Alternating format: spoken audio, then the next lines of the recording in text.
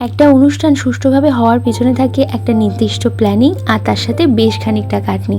ভাইফোঁটার দিন কি কি করব সেটা আগের দিন রাতেই ঠিক করে নিয়েছিলাম। সেই মতো ঘড়ি ধরে সকাল ৫টায় উঠে গেছি আমি আর আমার ছোটো ননদ, আর কাজটাকেও ডিভাইড করে নিয়েছি। আমি যেমন রান্নাটা দেখেছি, প্রথমেই বাচ্চাদের জন্য সিদ্ধ ভাত করে আগে সাইডে রেখে দিয়েছি।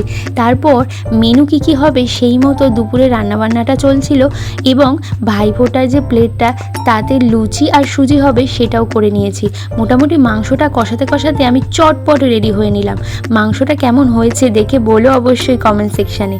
তারপরে সবাই এক এক করে আসবে সেই দেখে ভাইফোঁটার প্লেটটা সাজিয়ে নিলাম।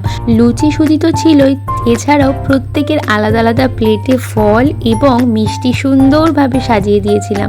এগুলো সুন্দরভাবে গুছিয়ে নেওয়ার পর ভাইফোঁটার যে প্লেটটা আলাদা করে সাজাতে হয় সেটাও সাজিয়ে নিলাম। যেহেতু অর্ষিতা ভাইফোঁটা দেবে এবং সেদিন ওর জন্মদিন ছিল, তাই আমরা সবাই ঠিক করেছি দইয়ের ফোঁটাই দেওয়া হবে। তার সাথে সাথে কাজল, প্রদীপ এগুলো সুন্দরভাবে সাজিয়ে নেওয়া হলো। আজ এখানেই আসছি, নেক্সট ব্লগে তোমাদের সাথে শেয়ার করব ভাইফোঁটা চলাকালীন আর কত কত মজাদার ঘটনা ঘটেছে।